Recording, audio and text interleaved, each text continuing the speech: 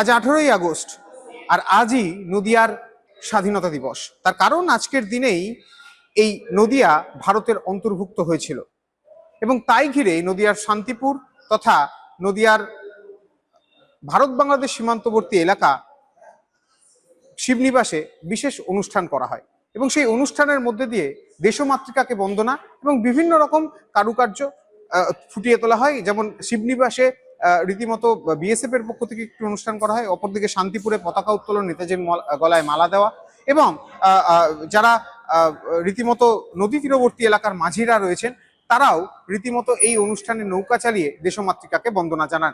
সব মিলিয়ে আজকের এই দিনটিকে নতুনভাবে, অর্থাৎ 15ই আগস্টের পর 18ই আগস্ট নতুনভাবে তারা এই স্বাধীনতার স্বাদ পান বলেই এক নতুন আমেজ নদিয়া জুড়ে। এটা তো আসলে একটা বহুল চর্চিত বিষয় যে 17ই আগস্ট রাত্রিবেলায় আমরা ভারতভুক্ত হলাম। শান্তিপুর সহ নদিয়া ডিস্ট্রিক্টের বহু জায়গা, তার মধ্যে যেমন রানাঘাট আছে, কৃষ্ণনগর আছে, কৃষ্ণনগরের শিব মন্দির অঞ্চল, নবদ্বীপও আছে এবং নদিয়া ছাড়াও যে অঞ্চলগুলো ছিল সেগুলো হচ্ছে মুর্শিদাবাদ এবং মালদার বিস্তীর্ণ অঞ্চল। 15ই আগস্ট আমরা পরাধীন হয়ে গেছিলাম। মানে র্যাডক্লিফের ম্যাপ অনুযায়ী 15 তারিখে আমাদের দেখানো হয়েছিল যে আমরা পূর্ব পাকিস্তানের অধীন হয়ে গেছি। এ একটা ভয়ঙ্কর ব্যাপার ছিল। তো তারপরে সেই র্যাডক্লিফের ম্যাপকেই সংশোধিত করানো হলো শান্তিপুরের বিশিষ্ট ভূগোলের যে বিজ্ঞানী ডক্টর শিবপ্রসাদ চট্টোপাধ্যায়ের নেতৃত্বে, ডক্টর শ্যামাপ্রসাদ মুখোপাধ্যায়, জ্যোতির্ময়ী দেবী এবং সর্বোপরি পণ্ডিত লক্ষ্মীকান্ত মৈত্রের সঙ্গে আন্দোলন করে তিনি নেহেরুকে বোঝাতে সক্ষম হয়েছিলেন, র্যাডক্লিফকে বোঝাতে সক্ষম হয়েছিলেন, মাউন্ট ব্যাটেনকে বোঝাতে, মানে তিনটে বড় স্টলওয়ার্ডকে এনারা গিয়ে বাধ্য করেছিলেন যে শান্তিপুর সহ নবদ্বীপ এবং রানাঘাটের বিস্তৃত অঞ্চল এবং মালদা মুর্শিদাবাদে যেগুলো চলে গেছিল সেগুলো যেন আমাদেরকে দিয়ে দেওয়া হয়। 17ই আগস্ট রাত্রিবেলায় গভীর রাতে ঘোষণা করা হলো যে অঞ্চলগুলো ভুলবশত ঢুকে গিয়েছিল পূর্ব পাকিস্তানের মধ্যে, সেইগুলো নতুন করে আবার সংশোধিত হয়ে ভারতবর্ষের অন্তর্ভুক্ত করে দেওয়া হয়। 17ই আগস্ট 1947-এর গভীর রাত্রে এবং 18ই আগস্ট আমরা সেই স্বাধীনতার যে স্বাদ, ভারতভুক্তি হওয়ার পরে স্বাধীনতার যে স্বাদ যা 15 তারিখে পাইনি, 15 তারিখে মুসলিম লীগের ভয়ঙ্কর তাণ্ডব দেখে আমাদের মনে হয়েছিল যে আমরা বোধহয় এই শেষ রাত্রি, কাল রাত্রি যাপন করছি। তৎকালীন মানুষজন এবং ছোটো ছোটো বইপত্র মানুষজনের মুখে শুনেছি, বইপত্র। যাই হোক, সেই কাল রাত্রি অতিক্রম করে আমরা কোনো রকমে পৌঁছতে পারলাম যে আজকে যে স্বাধীন ভারতবর্ষ, গর্বের সঙ্গে বলতে পারি আমরা তার নাগরিক। তো আপনারা কি প্রোগ্রাম করলেন, কবে থেকে করছেন এটা? 17ই আগস্টের যে প্রোগ্রাম সেটা মূলত শুরু হয়েছিল অনেক দিন আগেই এবং করেছিলেন যিনি, তার নামটা অবশ্যই করা উচিত, অমিতাভ মিত্র, যিনি এই শান্তিপুর নিয়ে তার একটা ব্যথা আছে, বেদনা আছে। তিনি বহুদিন ধরে এই কাজটি করে চলেছিলেন। বর্তমানকালে তিনি নানান কারণের জন্য আসতে পারেন না, কিন্তু তিনি শুরু করেছিলেন আজ থেকে 9-10 বছর আগে। আমরা এটা 9-10 বছর ধরে পালন করছি। এটা আমাদের 10ম বর্ষ চলছে। আচ্ছা, আজকে সভাপতি কাজকে করা হয়েছিল কি বিষয়? সভাপতি করা হয়েছিল শান্তিপুর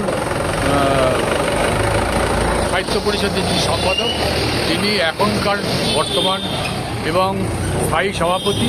প্রধান অতিথি করা হয়েছিল বাসবুনিয়া গোস্বামীর, এক 86 বছরের মানুষকে, যিনি স্বাধীনতা আন্দোলনের সময় 5 বছর তার বয়স ছিল, তিনি ইতিহাসটা এখানে বললেন, সে কী ভয়ানক অবস্থা তিনি দেখেছেন। তারপরে 17ই আগস্টের পরে 18ই আগস্ট তারা সম্মিলিতভাবে কী আনন্দ যাপন করেছিলেন তার কিন্তু সংক্ষিপ্ত ইতিহাস তিনি মন থেকে স্মরণ করে করে আমাদেরকে জানাবেন। আচ্ছা, আর এবারে সাংস্কৃতিক অনুষ্ঠান হলো? হ্যাঁ, তারপরে আমাদের কিছু সাংস্কৃতিক অনুষ্ঠান প্রত্যেক বছরই থাকে। জাতীয় সঙ্গীত করা হয়, রাষ্ট্রীয় গান করা হয়, তারপরে কিছু দেশাত্মবোধক নাচ করা হয়, দেশাত্মবোধক আবৃত্তি করা হয়। এইগুলো দিয়ে আমাদের প্রত্যেকবারের অনুষ্ঠান সাজানো হয়। এবারও তাই হয়েছে। আপনার নাম, পরিচয়? সুশান্ত কুমার মঠ, সম্পাদক, শান্তিপুর সাহিত্য। 1947 সালের 15ই আগস্ট ভারতবর্ষ স্বাধীন হলেও বালুরঘাটের মানুষ কিন্তু তখনও স্বাধীনতার স্বাদ পায়নি। 1947 সালে 15ই আগস্ট পর্যন্ত এই বালুরঘাট শহর কিন্তু পূর্ব পাকিস্তানের দখলেই ছিল। পাকিস্তানি সেনারা এই বালুরঘাটে 15ই আগস্ট পাকিস্তানি পতাকা তুলেছিলেন। তার 3 দিন পর অর্থাৎ 18ই আগস্ট বালুরঘাটে সরকারিভাবে স্বাধীনতা দিবস হিসাবে পালন করা হয়। তারপর থেকেই 15ই আগস্ট সারা দেশের পাশাপাশি বালুরঘাটেও স্বাধীনতা দিবস পালন করা হয়। তারপরে 18ই আগস্টও কিন্তু স্বাধীনতা দিবস পালন করা হয় বালুরঘাটে। আজ বিজেপির তরফ থেকে বালুরঘাটের যে হাই স্কুল ময়দান রয়েছে সেখানে জাতীয় পতাকা উত্তোলন করার মাধ্যম দিয়ে 18ই আগস্ট স্বাধীনতা দিবস পালন করা হয়। জাতীয় পতাকার পাশাপাশি বিজেপির যে পতাকা রয়েছে সেই পতাকাও কিন্তু উত্তোলন করা হয়। আজকের এই অনুষ্ঠানে উপস্থিত ছিলেন ভারত সরকারের প্রতিমন্ত্রী ডক্টর সুকান্ত মজুমদার সহ বিজেপির নেতৃত্বরা। তিনি আর্জি করেছেন বালুরঘাটের যিনি বিধায়ক রয়েছেন বিদ্যুৎ কুমার রায়, যে আগামী বছর থেকে যেন এই 18ই আগস্ট দিনটিকে সরকারিভাবে পালন করা হয় এবং এই বালুরঘাট শহরে 18ই আগস্ট বিজেপি সহ আর কিছু স্বেচ্ছাসেবী সংগঠন রয়েছে, তারাই এই দিনটিকে পালন করে থাকে এবং আগামী দিনে যাতে সরকারিভাবে এই দিনটি পালন করা হয় তার দায়িত্ব দিয়েছেন কেন্দ্রীয় প্রতিমন্ত্রী ডক্টর সুকান্ত মজুমদার। এবার দেখার আগামী দিনে এই 18ই আগস্ট সরকারিভাবে পালন হয় কিনা এবং এই স্বাধীনতার স্বাদ যে 1947 সালের 18ই আগস্ট পেয়েছিল বালুরঘাটবাসী, সেটা আরও কিভাবে সাধারণ আগামী প্রজন্ম তা স্বাদ নিতে পারে সেদিকে কিন্তু এখন দেখার। দিনটি নিয়ে কি বলবেন, বিশেষ করে বালুরঘাটে বা তার এই আশপাশের এলাকার প্রেক্ষাপটে এর গৌরব কথা? দেখুন, বালুরঘাট 18ই আগস্টকে বিশেষভাবে স্মরণ করে। দক্ষিণ দিনাজপুর জেলা সহ এই আশেপাশে যতগুলি জেলা আছে, মালদা হোক, উত্তর দিনাজপুর হোক, প্রত্যেকেরই এক প্রকৃত স্বাধীনতা দিবস হচ্ছে 18ই আগস্ট। কারণ 15ই আগস্ট ভারতবর্ষ যখন স্বাধীন হয়েছিল তখন এই জেলাগুলো পাকিস্তানে ছিল, পূর্ব পাকিস্তানে ছিল।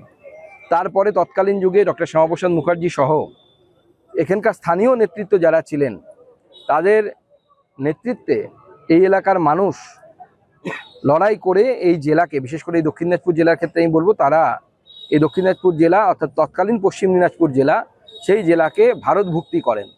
সেই জন্য ভারতীয় জনতা পার্টি 2008 সাল থেকে এটা পালন করে আসছে। 2008 সালে ডাঙ্গি থেকে প্রথম আমরা এই মাঠ পর্যন্ত একটি তিরঙ্গা যাত্রা করি এবং ডাঙ্গি থেকে বিজেপি কার্যকর্তারা পতাকা নিয়ে এখানে আসেন এবং তারপর থেকে প্রতি বছর আমরা সরকারে আসার আগেও এই দিনটিকে বিশেষভাবে পালন করছি। আগামী দিনেও আমরা পালন করব। সরকারিভাবে এই দিনটিকে পালনের জন্য নতুন সরকারের কাছে কি আবেদন করবেন? আমি আমাদের মাননীয় বিধায়ক বিদ্যুৎবাবুকে দায়িত্ব দিয়েছি। উনি ডিএম সাহেবের সাথে কথা বলে আমরা কিভাবে সরকারিভাবে এটাকে পালন করতে পারি ছোটোখাটো অনুষ্ঠানের মাধ্যমে। কারণ যেহেতু 15ই আগস্ট যায় এবং তারপরে এই 18ই আগস্ট আসে, তো স্বাভাবিকভাবে দুটো পরপর বড় প্রোগ্রাম করা একটু মুশকিল হয়ে যায় যে কোনো প্রশাসনের ক্ষেত্রে। তো আমরা যতটা মার্জিত এবং শালিত প্রোগ্রামের মধ্য দিয়ে এটাকে আমরা আগামী দিনে কিভাবে উদযাপন করতে পারি, স্কুলগুলোকে এর মধ্যে ইনভলভ করা যায় কিনা, এই ধরনের আমরা চিন্তা ভাবনা করছি। ককরোচ বাহিনী রাতারাতি কোথা থেকে বেরিয়ে আসে এবং বালুরঘাট থেকে সুমন ভৌমিক, কলকাতা টিভি।